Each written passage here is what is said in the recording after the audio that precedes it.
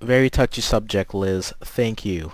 Steve Irwin, dead at age 44. Many of you may know him as the infamous crocodile hunter on his show of the same name. Irwin has died on Monday, September 4th, while he was filming a documentary titled Ocean's Deadliest.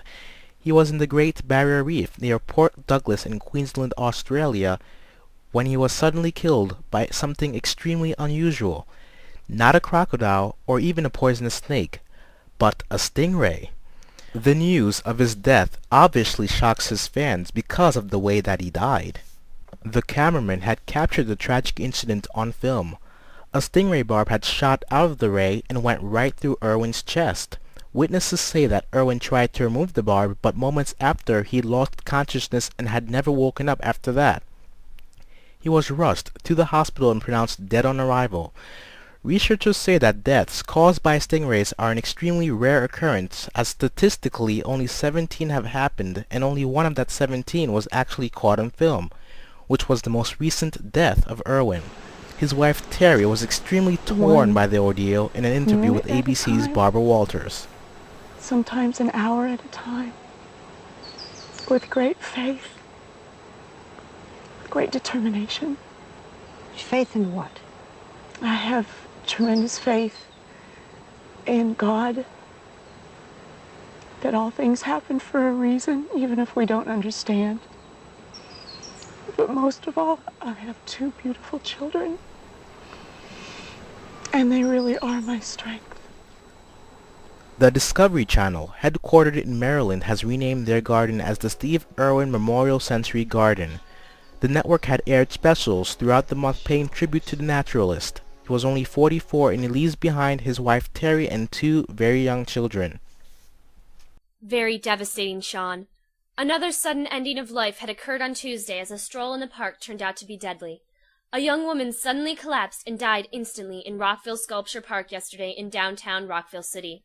Evan Ritter is now live at the scene with the details. Evan? Mary, many are still baffled by the sudden death of this young woman, but she was apparently strolling according to bystanders and just fell and collapsed. Witnesses had called for emergency services, but she was pronounced dead at the scene. It's simply shocking. I've never seen anything like this ever happen, and it's very sad because she was simply walking. I mean, no words can describe what had happened. The young woman was known as Michelle Winters. She was a sophomore student at Rockville University, and she was allegedly speed walking when her sudden death occurred.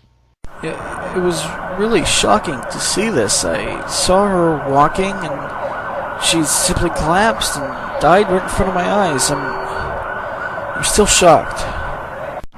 Autopsy reports have not been completed yet, so we have no word on how she died. Nevertheless, many are speculating that she might have died from a sudden cardiac arrest, which may have caused her to collapse and die instantly. Funeral preparations have not been made for young Michelle, but this is a tragic loss, and such a young life ended just too soon. Live in Rockville City Sculpture Park, Evan Ritter, SBN2 Eyewitness News. Extremely distressing, Evan. Thank you. An extreme fight had occurred yesterday in a local car dealership in the Floral Park section of Rockville Center. Police say the brawl was allegedly caused by an unsatisfied customer who did not approve of a deal given by a car salesman. Surveillance cameras throughout the store caught these attacks on video. The customer apparently attacks the salesman first. The salesman responds and attacks him back, escalating into a violent assault. The customer was immediately apprehended and charged with first-hand assault. The salesman was taken to the hospital and treated for minor injuries. And still to come on Eyewitness News, Tanya Cohn will reveal what she had uncovered while exploring the newly built Rockville University campus. So students interested in attending Rockville University should stick around for this next story.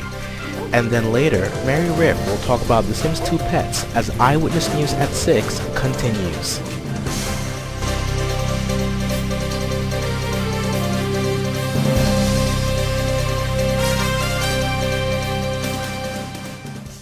Only WSBN TV Store has all of its merchandise at a discount price. Visit WSBN TV Store in Rockville City today. You'll be glad you did.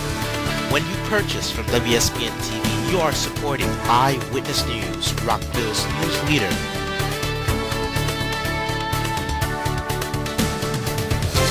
Support your only local news leader, WSBN TV Store, where you have it all. You're watching SBN 2 Rockville.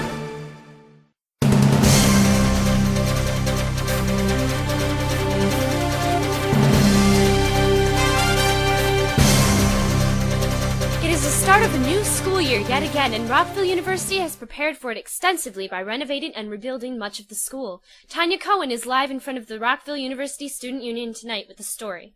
Tanya? Well, Mary, Rockville University is ready to enroll, as the university is now in its final stages of reconstruction and remodeling. The university will start its fall semester on Wednesday, October 18th, 2006. So students can still apply, and it is not too late. Rockville University has undergone a massive reconstruction and it is finally concluded. The university contains so many additions on it, including a new campus lounge and community center, a new library, and a lot of small residential houses and dormitories.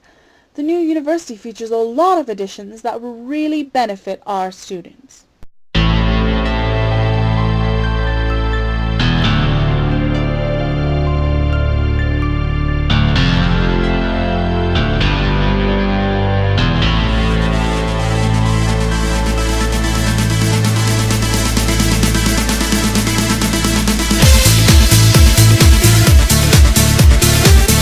According to the president of Rockville University, the revamped university has so many new locations that we wouldn't be able to explore them all with the time that we have right now. So, we are going to explore 3 of the best buildings here in the university. We are now here at the campus crossings, here in Rockville University. There is just so much a student can do here. The Commons features a gaming area, and also features a computer lab and study center for students to study for that midterm or final exam. It also features a cafeteria for students to eat in between the studying, so students can do 3 things at once. It's a really good way to manage your time.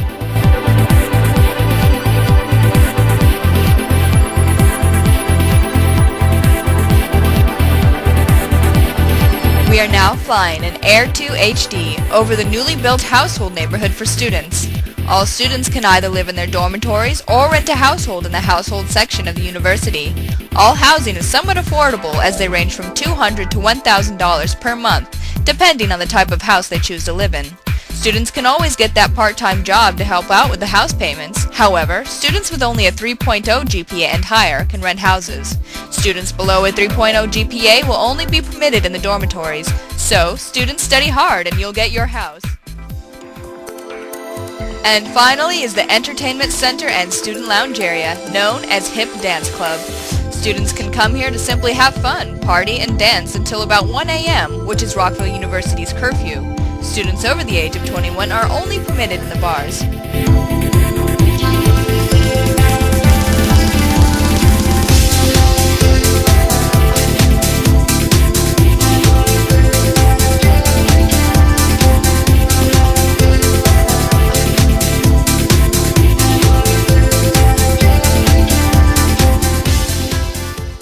There are many more renovations and additions to this beautiful campus of Rockville University, but of course we do not have enough time to show you all of the changes made here.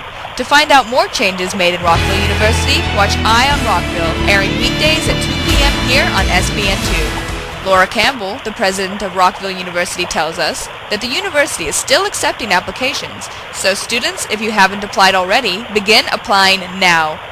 For more information about Rockville University and the application process and requirements, visit our website at sbn2.com.